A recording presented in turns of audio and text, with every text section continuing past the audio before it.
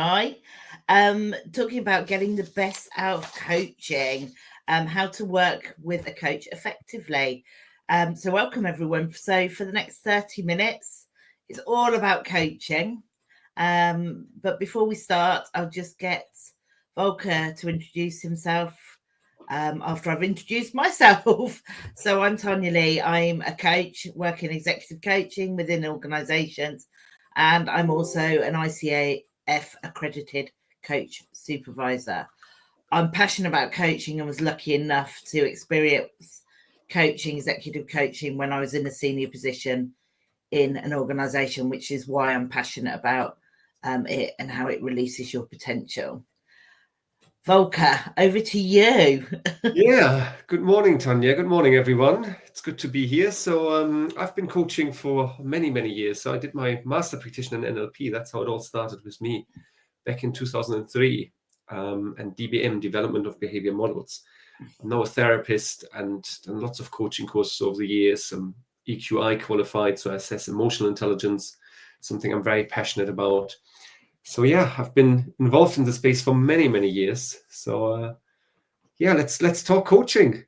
Let's talk coaching. We will, if you've got any questions, please pop them into the chat and we will address them at the end, just so it doesn't interrupt the flow. And I know there's sometimes a little bit of a lag. So you might be halfway through something and a question pops up.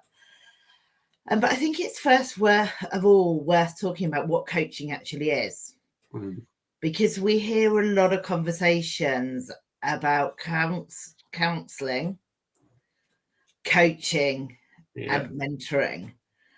And they're three very distinctive things, but we tend to get them very mixed up when we talk about them. And I mean, how I understand it is counselling is really looking backwards and to the present, and it's about healing and resolving past issues. Coaching is very forward thinking. It's achieving goals and maximizing your potential. So it does look at the present and the future more than the past.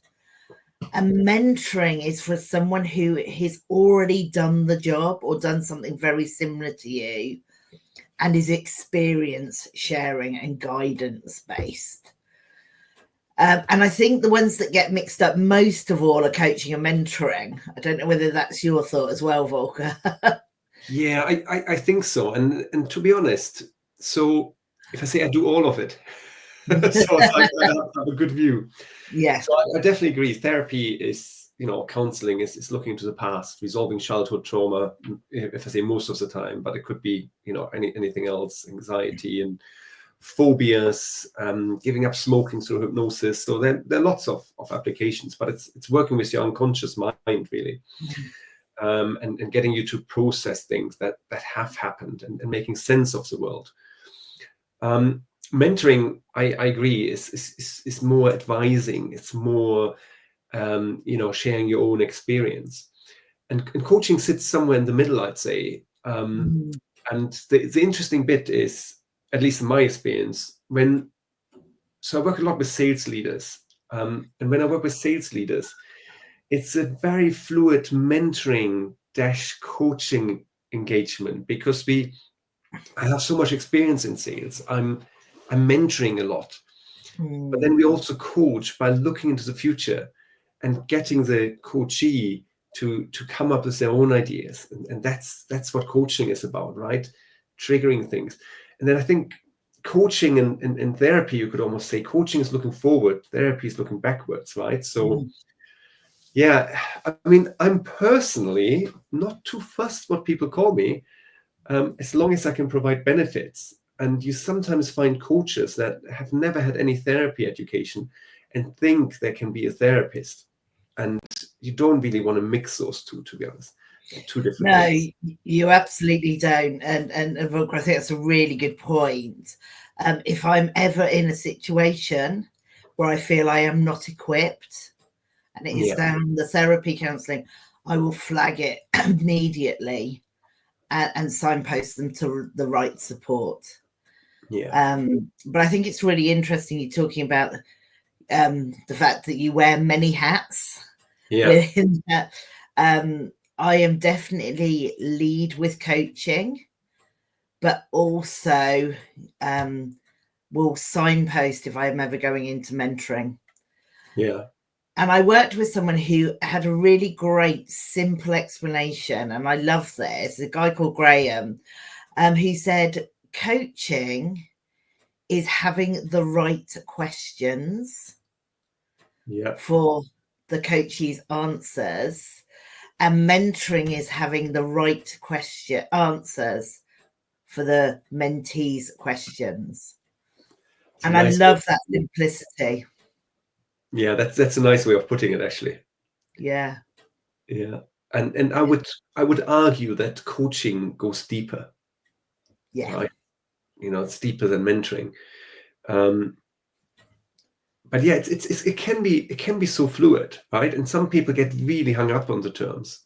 I mean, what I like to do, and if I say I'm constantly struggling with that in my head, but I'm working very person-centered, right? So whatever the person needs in that moment. But the difficulty is you don't want to mix therapy, for instance, with mentoring or coaching. So you can't have this dual relationship. You can't be someone's therapist and coach at the same time. No.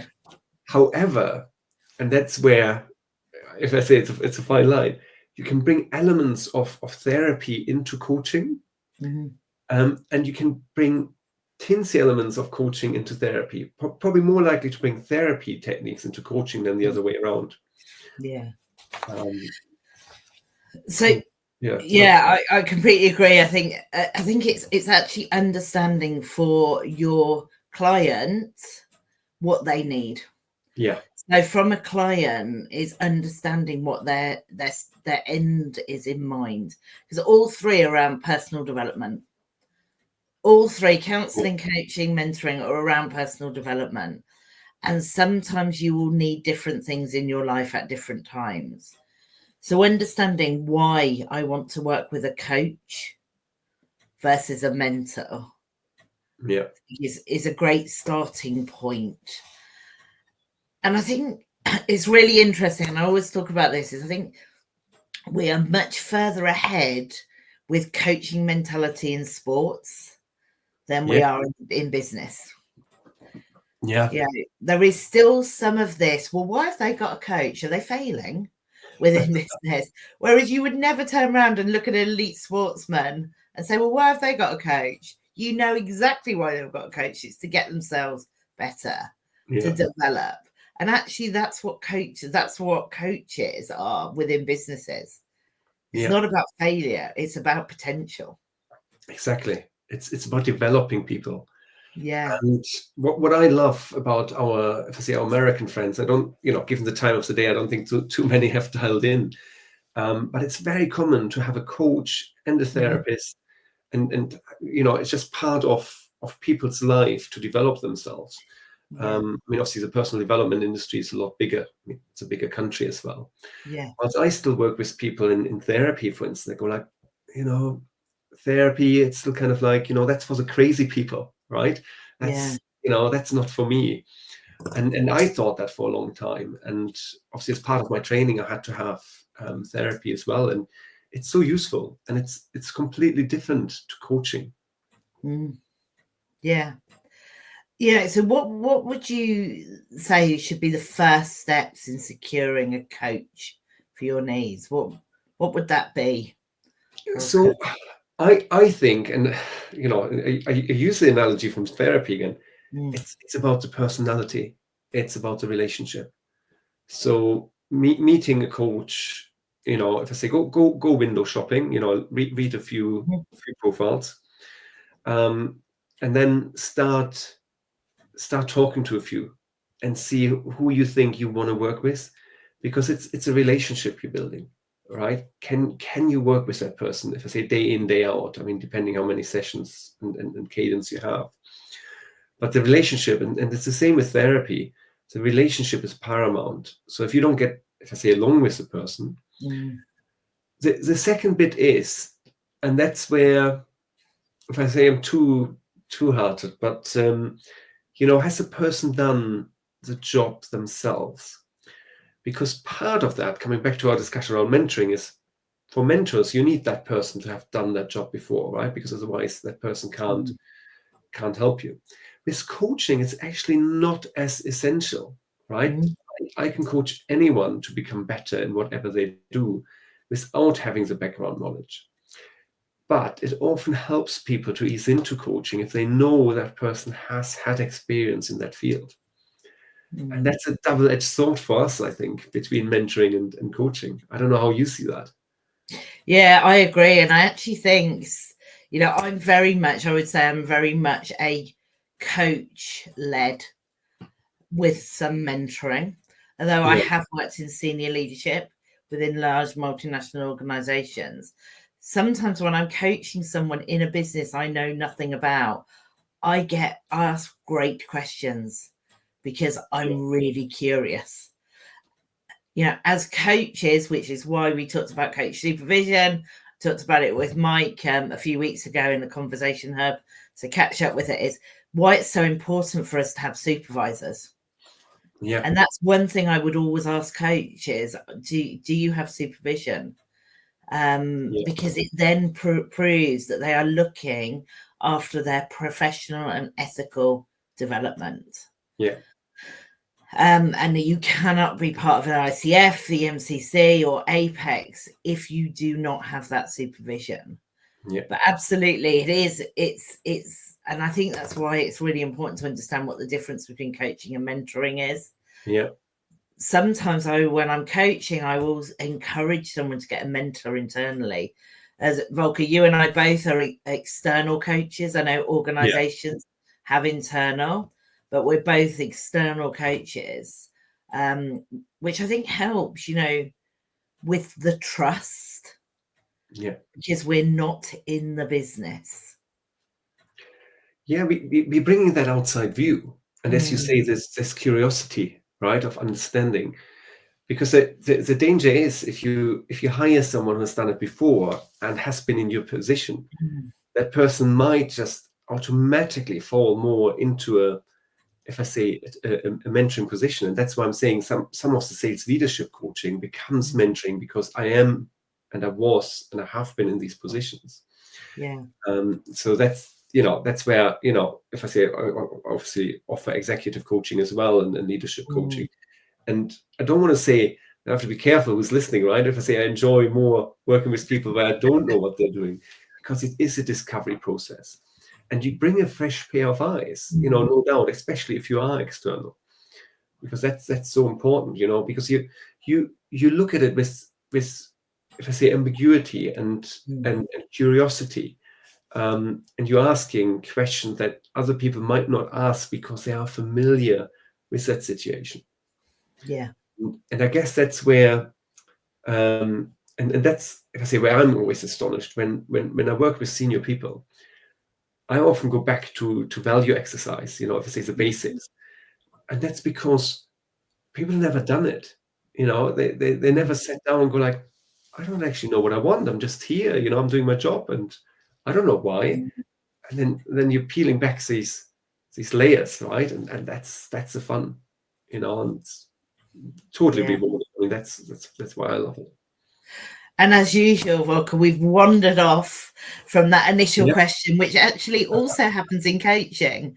I always encourage my coachees to come in with an end in mind.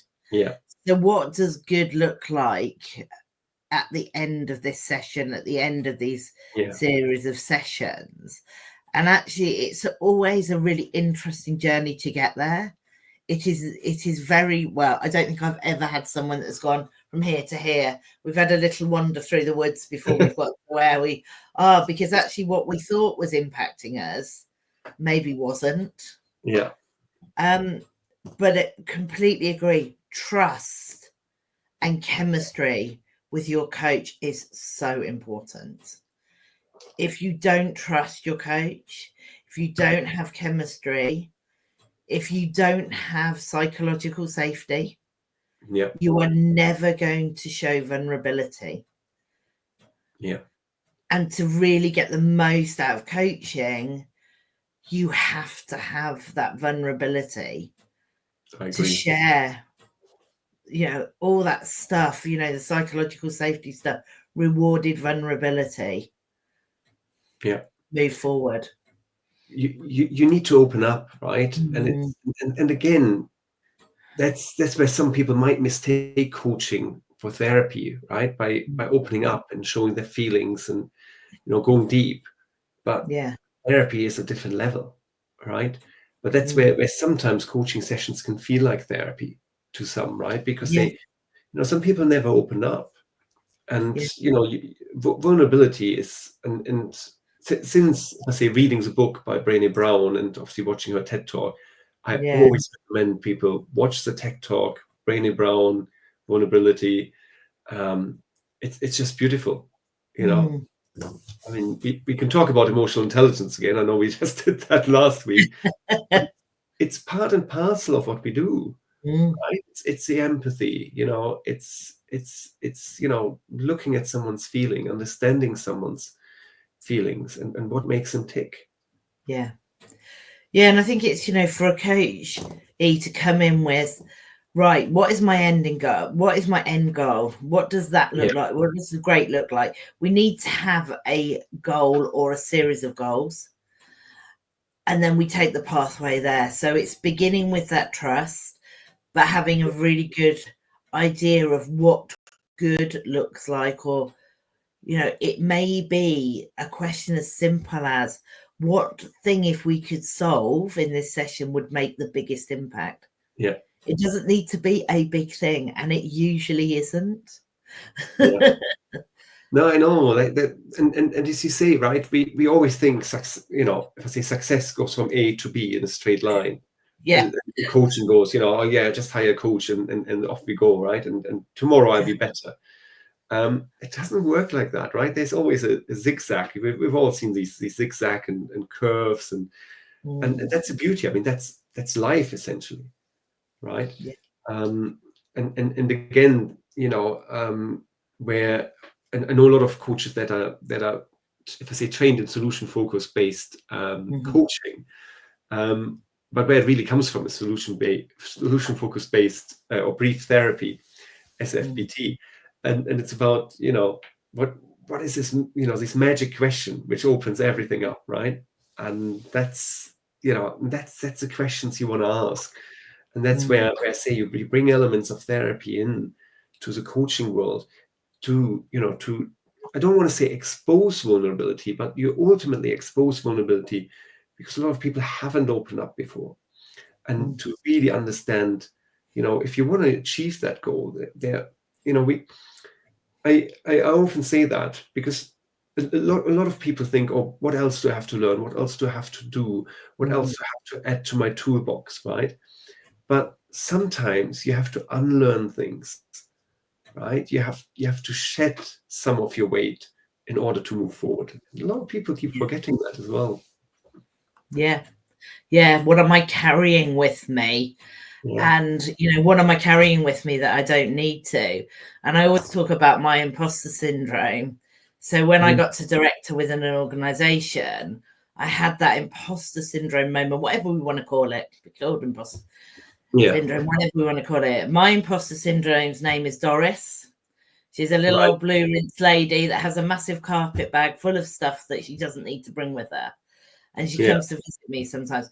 And one of the things that I had coaching was to unpack why I was bringing Doris with me. Yeah. And actually understanding that also enabled me to do that. So I think what we also need to sort of mention is coaching is not comfortable. So when you come to coaching, it's not a lovely little chat about some stuff. You're probably going to feel quite uncomfortable. Yeah. Because actually what we're doing is asking those curious questions. Some might be, I describe myself as kindly challenging. Yeah. Are you being brave enough? What would you do if you knew you couldn't fail? So having those open, honest, uncomfortable conversations, because we know growth comes from that uncomfortableness. Yeah. there needs to be a willingness to grow, right, from the coachee perspective, right? I mean, you wouldn't hire a coach if you didn't want to grow, because again, if you want to sort something out in your life, that is in the past, go and get a therapist. If you want to grow, and as you say, right, you grow by going into the uncomfortable space, right? There's a space you haven't been before, going into the frontier, whatever that means for you, and everyone starts off at different levels. So that's I guess why imposter syndrome is, if I say quotation mark, popular, right, when you get to coaching. Right? I have everything is imposter, and but what does imposter actually mean? Right? It's and unpacking that can be a few sessions just for someone to realize, oh, actually, it's not imposter I have, it's something completely different.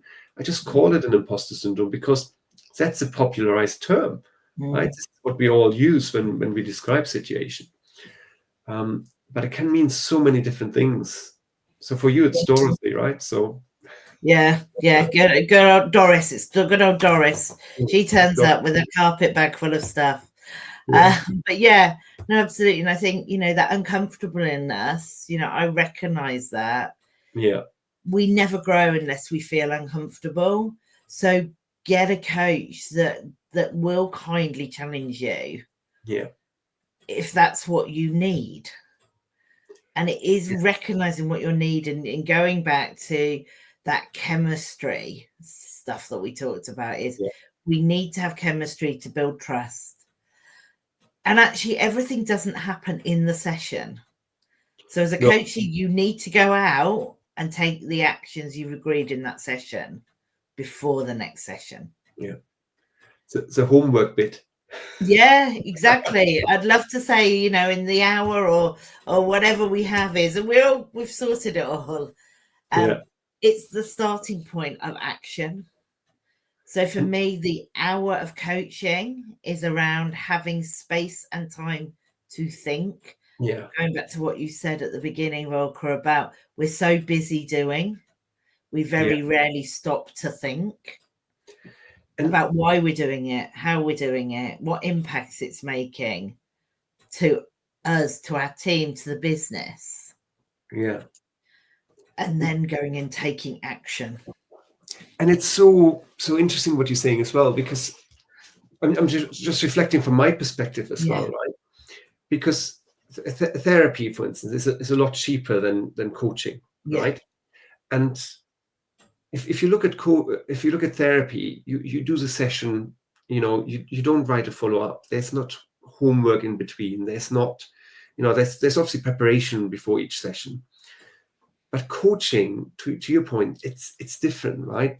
There's so much more work involved in terms of follow-up emails, following through the contact between sessions in terms of WhatsApp support, email support, right? You're as a coach, you're alongside the client for the whole way, and then you have these contact hours, and that could be 2 a month, that could be 4 a month, that could be 1 a month, depending what you agree. And these are the sessions where you think things through, whilst the actual change happens in between the sessions. But you're always there as a coach. If I say you never get a day off, and to prepare for these sessions and ongoing support takes actually a lot more time than it does for mentoring or for therapy. And people often forget that. Coaching is not like a one-off session and then I see you in 4 weeks' time, or I'll see you next week. There's a lot more involved from our end. But I'm talking about the coachee, not the coach necessarily. Yeah, exactly. So the coachee needs to take action. Yeah. So for me, it's the coachee has to own this. The agenda for these sessions is always driven by the coachee. Yeah. Always. Always driven by the coachee. So, the questions and the contract at the beginning is always about what they need from this session. Yeah. What good looks at the end of, or what has happened by the end of this session. And then moving forward to when they leave that room, it is not well, it's done and dusted, lovely, I'll see you in a month. There is action that needs to be taken. Yeah. And in there that can be check-ins, etc. time. Yeah. So it's with them to do that, because ultimately coaching tends to be a shorter term relationship than a mentor relationship. It's usually there for a small period of time to get someone to reach their full potential, to understand a little bit more about themselves and how they can turn up in a better way for everyone. Yeah. And they can reach their full potential. I know what I'm getting up for every morning. It's in supporting people to release their passion and potential. Yeah. And make the biggest impact. No, absolutely. And the reason I put the spotlight a little bit on our work as well is because a lot of people don't see that. Oh yeah, no, absolutely. You're absolutely right. The coachee has to do the work, right? Yeah. Because we just, coming back to the sports analogy, right? Yeah. We're literally there all the time. Yeah. But I wouldn't be a sprinter. I definitely wouldn't be a sprinter. but I can help the sprinter to become a sprinter, right? So that's and that's the hard work, right? We're just there to, I don't know if handhold is a nice expression, but it can be, but we're on their side, and that's important bit, and that can be, we need to be prepared for whatever the coachee brings. Yeah. I know we only have a few minutes left. I think important is also to look at things. How do you measure actually progress and success, right? Because you said coaching is a short term engagement. Mentoring can be longer. Therapy usually can be quite long. Can be years. But even coaching, I think, can be years, right? Or it can be like a few months, then it stops for a few months, and you go back. So, or it's ongoing, and again, it obviously depends on the person.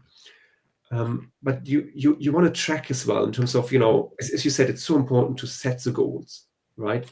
What do you want to achieve with your coach, and how do you know you achieved that? What has changed in yourself or in your life that things that you wanted to have actually been achieved? So how do you measure success is important as well. Yeah. And with the best of the world, if we're working with organizations, they need to see return on investment. Yeah. And that will be clearly signposted by better performance usually. Is the outcome of it. But I'm really conscious we've got 2 minutes left. Thank you for your question, Michael. He right at the beginning said, could we talk a little bit about chemistry? I think we've talked about that throughout. Yeah. But what I would say is, if you are looking to work with a coach, make sure you pick the right coach for you, for what you want in the moment. Be open and be able to be vulnerable. So pick someone you can trust. Have an idea of the end in mind. Where are you trying to get to? Be prepared to feel uncomfortable and maybe try things that you haven't done. And you do need to put the work in between the sessions to enable yourself to move forward. Yeah. And I think that is such an important point, right? If you want to have coaching and you want to develop yourself, you have to put the work in. Absolutely. If you're not ready to do that, don't waste your time or money on a coach. Simple as that, right? If you don't want to develop yourself, don't get help, basically. Yeah. So thank you everyone for listening. Appreciate it. If you've got any comments, or if you have anything else that you would like to feedback to us, or you'd like to see in the Conversation Hub, please let us know and go to cultureworksconsortium.com and put any suggestions in there. Thank you. Thank you. And reach out for any questions you have. Yeah. Bye.